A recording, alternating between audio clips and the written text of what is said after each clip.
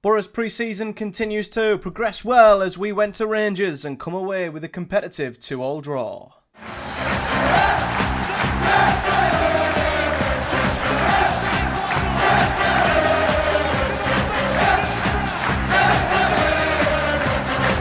What is up, guys? Welcome back to another episode of Project Boro, and what an away day it was up at Rangers over the weekend. Of course, as there was with the Mansfield game, there is a matchday vlog on the YouTube channel. It was a fantastic day out. We met some brilliant Rangers fans throughout the journey, en route, when we got there, seeing Ibrox in the flesh. Everything else surrounding it was absolutely awesome. It was a great game too, and just a fantastic away day and away end with 7,000 Boro fans there to cheer the lads on. So it was an outstanding day. Really enjoyed it. Check out the matchday vlog if you haven't already.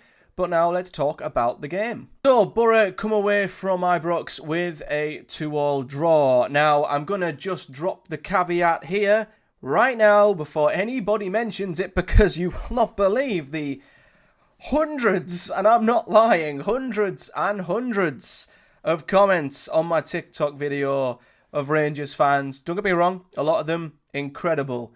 Very complimentary of the away end, of the Boro fans, the noise we made, and the game overall. But there were equally just as many Rangers fans who were very quick to tell me that they didn't play their full team. They played their reserves, their B team, whatever they want to call it.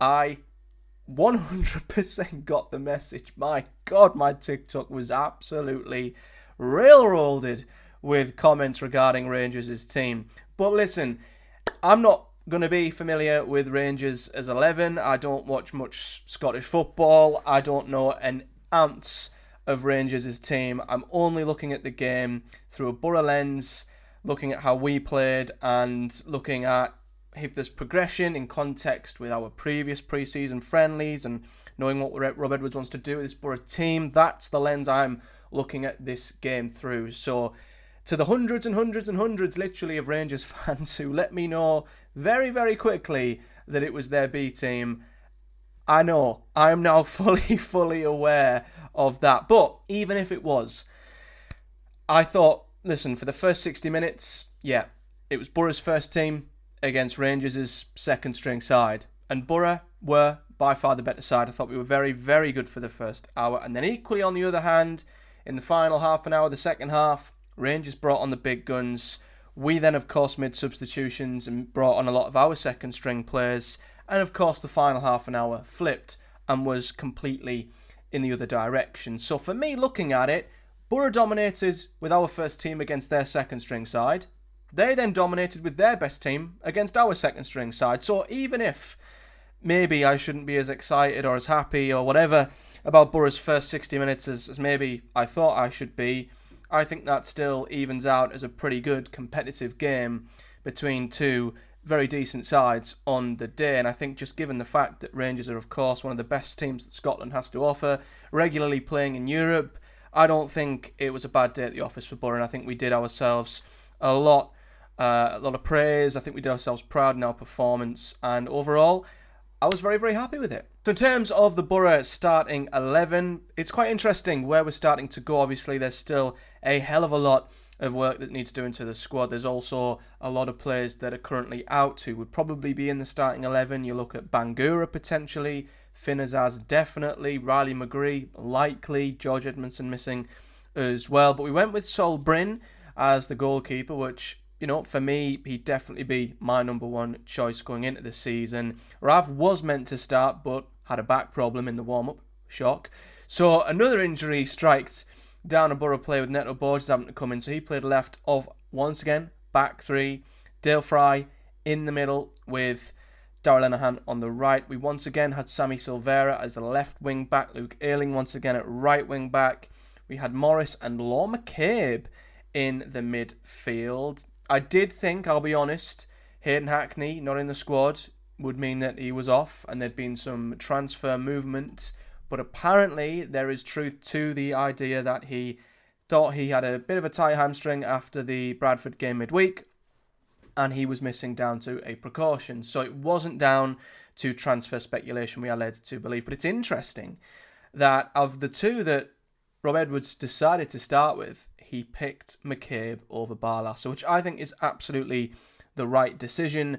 I think Law McCabe is a kind of regen of Hayden Hackney. I definitely see him more in the mould of what we have with Hackney, and possibly the next player in the conveyor belt to come up and maybe step into Hayden Hackney's place. Dan Barlaser is not that, will never be that, and I think even in his cameo today, just does not look suited again to being in Boro's midfield. And then up front, the two 10s once again in behind. This time, Bergzorg was a 10, alongside Whittaker behind Tommy Conway. Now, as I mentioned, I've already mentioned the caveat, so we're going to forget about whatever team Rangers were putting out. This is just about Boro. I was very, very impressed with the first half and the first 60 minutes once again by Boro. And listen, regardless of the opposition, the team that you're playing, you can only do what is, or you can only beat what's in front of you, you can only play what's in front of you, and I thought Boro played very, very well. And for me, as I've said, it's not about results, it's about seeing the performance levels, it's about seeing Rob Edwards' idea, his style of play coming to life, being effective, and us just genuinely improving from where we were. And I am definitely starting to see that. I can't lie. I think defensively, once again, we were very, very solid across the board. I thought the back three continues to just give us a far better base. I really, really, really enjoyed Boro's defence in the first half. I think Dale Fry suits massively being in the centre of a back three. Lenihan again building his minutes up nicely, come through 70 minutes unscathed, and once again looked like he'd not missed a beat at all. And given the fact that he had to come in very last minute, Neto Borges was great as a left centre half and just gives us so much better balance on the left of the back three. When it comes to the wing backs, again, I think it is still a huge area of weakness. And again, like Mansfield, it's more on the right-hand side than the left. Again, I cannot knock Sammy Silvera. I can't knock the effort he's putting into a position I'm not sure he's played all that much of in the past. I thought he put in another very, very good performance at left wing-back. He gave us a little bit of pace down the left-hand side, put a couple of vicious balls in the box, took on his man a few times, beat his man a few times. He doesn't look like the sort of player who struggled at both Pompey and Blackpool in recent loan spells. He just doesn't look like that player. Something has changed. Now, I don't think he's the long-term answer at left wing-back. Absolutely not. I think we definitely need a absolute specialist at left wing-back in that position. But in terms of being an option, in terms of, placing a stake and saying I deserve to be in this squad, he's doing himself no harm at all, Sammy Silvera. I think he's proving that he doesn't want to go out on loan. He is good enough to be in this squad. And even if he isn't going to start or isn't the preferred starter at left wing back, we can do better. We should look to do better there. He is more than a competent option, and that's great. That saves us a place in the squad when it comes to depth, if he can be someone who can come in and play that position. However, I can't really say the same for Luke Ayling on the right-hand side. Again, I don't know what he offers us as a right wing-back. I think as a right wing-back, you need to offer more offensively. You still have to do your defensive duties, of course, but you do have that little bit extra freedom to get down the right and affect the game offensively with, of course, the right centre-half in behind you. And there's just not much coming from Luke Ayling offensively, and I think especially second half when Rangers, of course, brought their better players on, they were doubling up on him and he was struggling quite a bit. So I think it is clear, as it has been for a very, very long time, that is one of the absolute priority positions, and I just hope Boro can have a breakthrough at some point with Callum Britton and we can get him in, because we might even need two bodies there. So to still have Luke Ayling as the only right wing back, unfortunately for me, I think if he was going to play anywhere in this team, it would be as the right centre half, not as the right wing back. So that's another area we desperately need to improve. And then in midfield, listen, the midfield was absolutely awesome. The best compliment I can give this midfield in this game was we did not miss Hayden Hackney at all. And I thought Law McCabe stepped up and did really, really well. I've always liked Law McCabe. I've been hoping and willing for him to step into the team and really take his opportunity, because I don't think he's going to be going on loan. I think this is the time for him to really make or break, his Boro career in the short term. Rob Edwards even said that after the game. They can only give him as much support as they can. He specifically said it's on Law McCabe now to prove himself, and he did no harm in this game either. I thought he looked comfortable. You're playing at Ibrox. It's a big game for him coming through alongside Aidan Morris. I thought he did really, really well. He threatened Offensively, he drove forward at times, won us a few free kicks, was pretty good in possession too. So for me, this was a huge step forward in the right direction for Lon McCabe, and of course Aidan Morris. We don't even have to talk about how good he is. He covered every single blade of grass and was absolutely outstanding. Once again, one of the best players on the pitch without doubt. And then up front, I actually didn't mind Bergzorg as a 10. I thought he looked more effective and comfortable there than he does out wide, and I think that this is the only position where I think he can probably play a part this season, because from what I've seen, I don't think suit playing with wingers or inside forwards.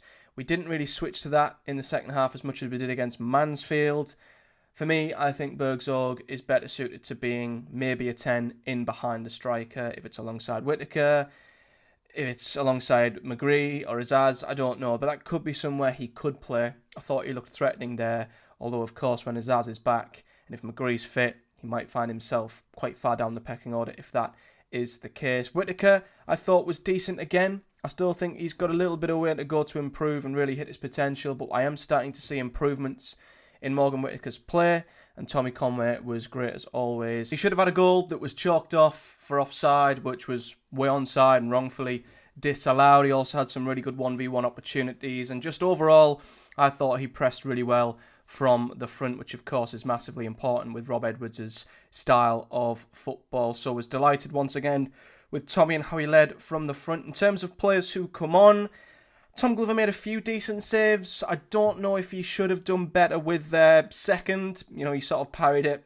very sort of short range. I don't know if he could have got the ball anywhere else, in fairness, but he did okay. I don't think he should be in the conversation at all, though, of being Borough's number one. I think Edwards is sort of giving Bryn and Glover a free shot between the two of them as to who should be the number one, and I just don't think Glover should be even in that conversation, if I'm honest. Barlasser did nothing when he come on. Again, was part of a midfield that lost control and was very, very poor in possession. We seriously need to move him on, I think, and upgrade in that position. Alfie Jones made his debut. Was very good, I think, from what I saw second half. Of course, come on when Boro were doing a lot of defending. I thought he put in some really good challenges. His positional and his awareness was really, really good. So he looked like a very solid defender when he come on, given the fact he's not trained barely as well, is a big, big positive. We didn't see as much from Hamilton or Force when they come on in the attacking positions. And of course, Borges with the other substitute who did come on and play from the beginning, of course. But yeah, overall, regardless of the opposition, whether it was their A team, B team, C team, D team, X team, Y team, I don't care. In terms of Boro, the context of Boro, I am starting to see more and more reasons to be positive. Now, it is extremely cautious optimism. There's still a lot of work to do. I'm still not expecting Boro to pull up many trees this season, and with the current position we're in, at least, unless we have a world-class end to the transfer window. So I'm under no illusion that there is still a lot of work to do, and there is still a lot of players who need to be brought in to improve the depth of this team. Because once again, even though, it is paired with Rangers bringing on their big guns, it is another case of Boro's second-string players coming on and Boro losing control of the game and end up conceding 1 or 2 goals and basically throwing away a game that we were leading, exactly like Mansfield. So more evidence, again, that the depth of this team, the floor of this team needs to be raised massively because, as we know, Rob Edwards likes Boro to play a very high-intensity game off the ball especially, and it takes so much out the players. Rob Edwards even acknowledged himself that after 60 or so minutes, our energy levels depleted, we dropped off. It's natural when the players are putting so much into it off the ball with their press.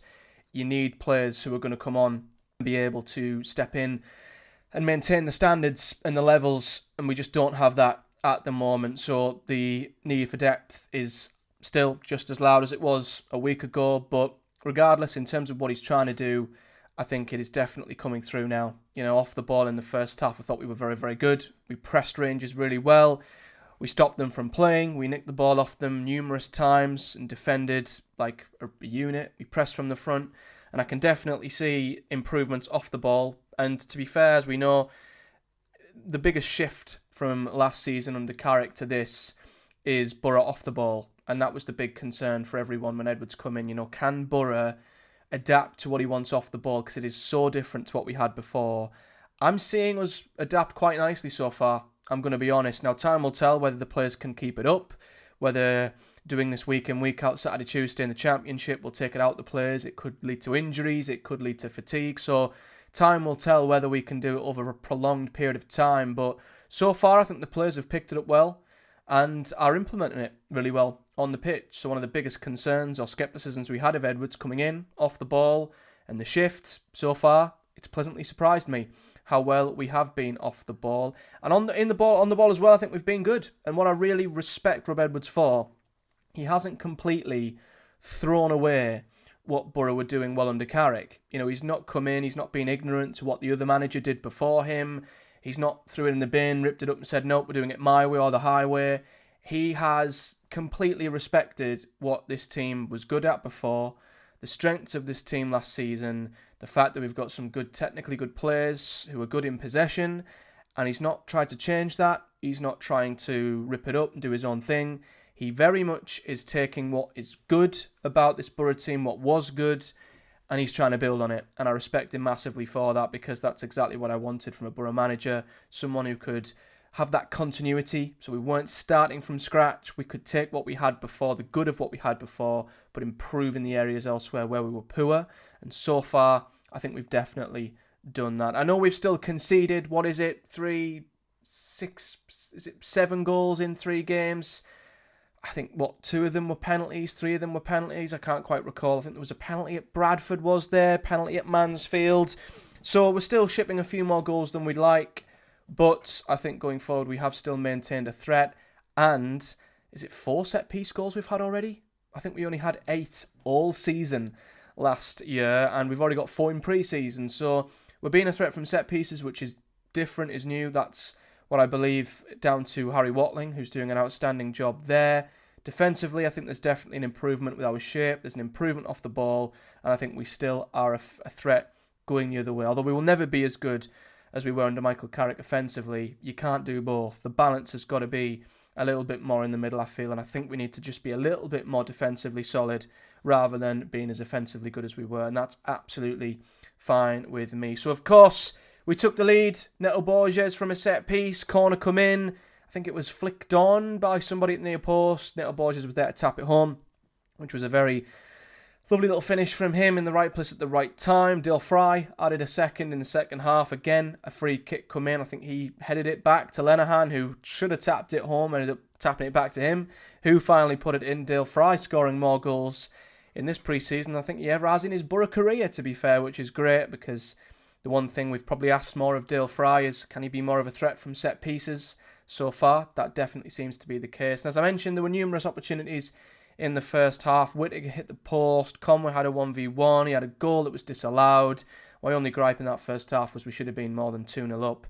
And of course, when the changes were made, Rangers made their changes. The game flipped and they were by far the better side after that. Their first goal came from a very well-timed cross and run. A good header into the bottom corner. The other, I think, came from a corner. It was headed down. I don't know if Glover could have done better, you tell me. And then it was sort of scrambled home after that with the rebound. And then, yeah, Boro were hanging on a little bit towards the end. But overall, for me, I think going to Ibrox, a very good competitive game. I thought when we had our best 11, we were on top. When they had their best 11, they were on top. 2 goals apiece, a good even game, and a good run out for Boro. And I think relative to the opposition, you know, Rangers to sort of Mansfield, I think it definitely is a step forward for Boro, and we'll see if we can continue that with Hartlepool in midweek, and then finally Deportivo at home next weekend. But other than that, guys, let me know your thoughts on the pre-season friendly so far and Boro's performance as a whole.